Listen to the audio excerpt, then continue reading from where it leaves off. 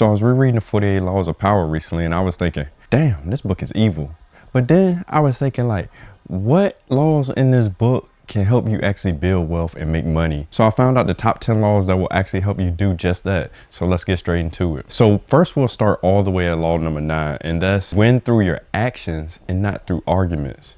And this is basically just saying, hey, actually do things that will help you get to your goal instead of saying things or arguing to get to your goal. And I find that in the workplace or either with your business, you'll make strides when you just do the work and you take the actions necessary to get to your goal instead of, trying to talk a big game and not exactly being able to back it up. So moving on to law number 10, using selective honesty and generosity to disarm your victims. And this is basically saying, hey, don't necessarily air out all your business. You don't always have to disclose everything you're making, your full income, the full breakdown of how much work you do. Be very selective on what you choose to tell people, because what you'll have is people eventually can use or will use things against you to possibly hurt you financially, and you don't want that. Help them, but don't tell them everything. So moving on to the law number 13, when asking for help, appeal to people's self-interest. And I will rephrase this and saying, when trying to move up, make more money, or make a sale or something,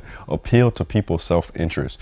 Whether you're a business or a employee, this law is very, very essential to moving up the ladder or making more money. Because say if you're a business, for example, people don't want to hear, hey, can you buy this product from me? Can you buy this service from me? It'll help me out greatly. It'll help push the business. It'll help get me more exposure. No, what you want to do is you want to talk about what it'll do for that person. Even if it's not as clear as day, you can say, hey, get this product because this will help you, do X, Y, and Z. Or you should say, hey, use this service because what you'll see is this how you'll benefit from this. So what you always want to do is not talk about what it'll do for you. People want to hear what it's going to do for me. So how that works as an employee, if you go to your boss or whoever's in charge and say, hey, if you give me this promotion or you give me this incentive in regards to my job, it will help the business in this regard, because then I could either focus, my attention on this specific thing and give it more love and more attention that it deserves, or it will ensure that I stay around for the next 10 years instead of looking for opportunities elsewhere. Law number 13 helps across the board in helping build wealth and make more money. Law number 16, absence increases your strength and honor. So I want to modernize this a little bit and just say, don't be on the scene all the time, because being on the scene, for one, it's expensive. Always having to be out, be at every function, every event, be at the club, be at the bar, X, Y, and Z to kind of keep up a facade. But no, absence is actually beneficial because it helps you save money, but also it just makes people appreciate you more when you are around. So I believe you should really focus on not always being present for everything, but also leveraging your absence to get more value out of your presence. Because what you'll see is if you start valuing your appearances more, people will as well. And just from a expense point of view, you'll save money just going forward by not being out. Moving on to law number 23, concentrate your forces.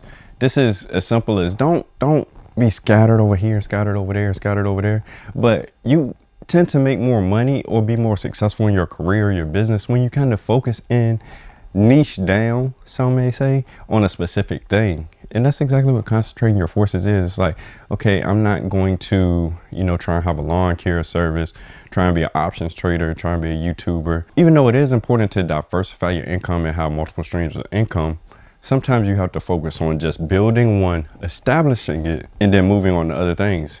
For example, me, I've spent years and years trying to grow as an engineer, be a great engineer / naval architect, and eventually, solidify myself in my career. And then I'm trying to now move into different avenues to diversify my income. But first, that all started with me concentrating my efforts into engineering or naval architecture, instead of saying, hey, I'm gonna do this, do this, do this, do this. And by doing that, it allowed me to move up and get where I wanted to be as an engineer. And now, I'm free to do other things. Law number 29, and I think this is very important to sustain financial success, and that is plan all the way to the end. And that's pretty simple, because if you look at most successful millionaires, billionaires, they have a plan for their money, for their careers, for their businesses.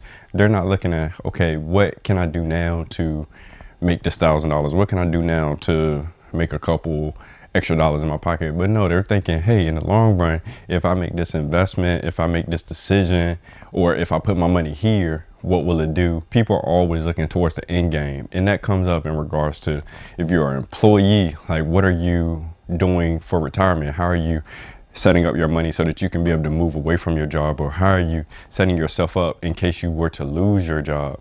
Same thing with business, plan to the end. That could be as simple as, hey, how can I eventually plan so that I can remove myself from my business? How can I plan just in case a pandemic was to hit and was to knock my business down? And it happened. So plan to the end or to a fixed point so that you can be ready for whatever. So moving on to Law 35, this is something I debated putting in there because it's kind of finicky and it could be used for bad, but that's master the law of timing. And when people think about timing, they're like, hey, when's the right time to buy a house? Hey, when's the right time to jump in on this stock? Hey, when is the right time to, make this move so that I can maximize my earnings? But I look at the law of timing is more so looking at it as the law of time in.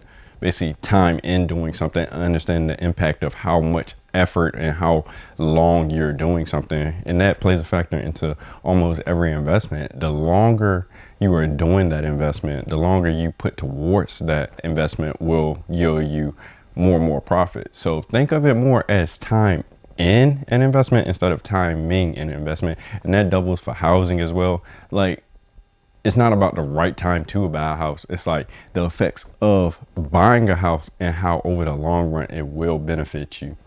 Or time in a company, time in a business instead of timing the right time to start a business. Like over the long run, my business may not do good at the start, or this job may not make a lot in the start, but the more time I have in it will yield me greater returns in the long run. So law number 36, I think this helps from a mental standpoint, and it's disdain things you cannot have. Ignoring them is your best interest. And I think this is basically saying, hey, to build wealth, make money, sustain wealth, you can't have it all. You can't have the nicest car. You can't have the top of the line luxury clothes. You can't have the most high-end gadgets all the time. So just choose not to want those things, because that's the easiest way from a mental standpoint to deal with, hey, I in the long run am trying to make money and sustain money. So right now my focus shouldn't be, and I wouldn't like to have these things right now. Maybe I would like to have them in 10, 15, 20 years, but right now this is not my taste. This is not my speed. So yes, I think it's important just from a mental standpoint to learn to disdain the things you cannot have instead of envying the people who do have them and ultimately fall in the trap of trying to keep up with the Joneses and falling into the rat race of saying, hey, I got to keep up because everybody else has it, even though they're not as successful as me. They have these things. Why can't I have them? And avoiding that trap will set you up for a lot of financial success in the long run. Number 46, this is very important, and this is never to appear too perfect. Perfection costs a lot of money, first of all, but when you try and appear perfect, people expect you to keep up with that facade. If you come off and say, hey, I have the nicest, like we said in the last law, I have the nicest clothes. Hey, I have the luxury car, I have the nice car. I keep my house, with the best stuff in it. When you do that, people will expect you to keep up that facade, that level of perfection or that shadow of perfection over your life. And that gets extremely expensive. And then also when you do have that air of perfection around you, it kind of limits you from the perspective of not allowing yourself to grow and not allowing yourself to see areas of improvement. So just in general, trying to appear too perfect and be too perfect is grounds to set you up personally for failure and for people to see and expect something that isn't a realistic expectation. So I think that is probably the worst possible thing you could do, is always try to appear perfect. And the last one is law number 47. Don't go past your mark, but know when it's time to stop.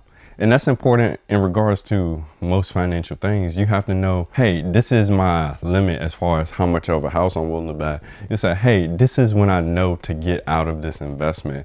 Hey, I know if I'm, you know, like I said earlier, doing options trading or something, and you say, hey, ooh, I just made 50% ROI on this bet. And you said, I can go more, I can get 70 out of it. No, you have to know sometimes, hey, I've achieved a certain level. I have to not get greedy, and I need to pull out, you know, to preserve my wealth and preserve my profits. And that's very important to sustain in the long run, because, you know, at some point you'll be tempted to say, oh, I can get a little bit more out of it. And that's when you can stretch a little too far and lose a lot more than you could have gained. So just make sure, know when to get out of things and know when your time is right. So yes, even though 48 Laws of Power isn't meant to be a financial book, I just wanted to take a second to think in the vein of how can this book help me build wealth? And I think these are 10 of the most important ones.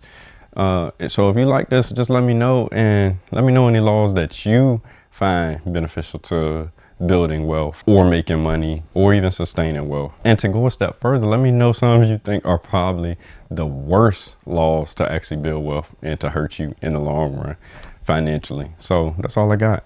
Peace.